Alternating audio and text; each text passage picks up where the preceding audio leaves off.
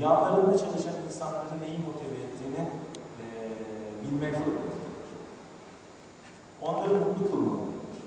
Az önce de söyledim. Sorularınıza geçmeden önce ben Sayın Demir'in Akçay'a söz vermek istiyorum.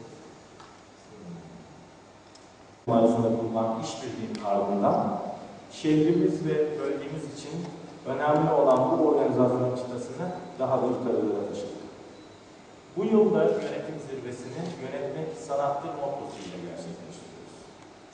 Çünkü yıllarını insan kaynakları alanına vermiş, birbirinden değerli insan kaynakları yöneticileri çatısında buluşturan her yön Güney Marmara Şubesi olarak biliyor ve her fırsatta dile getiriyoruz ki insanı yönetmek sanattır.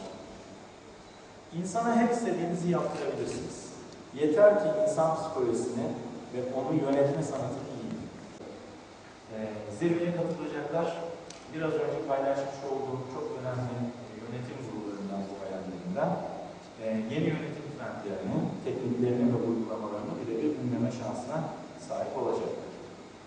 Ayrıca kuvvetli içeriğimizle birlikte oluşturulan fuaye alanında zirve katılımcılarının birbirleriyle tanışmalarına fırsat yarattığımızda ayrıca paylaşmak istiyorum.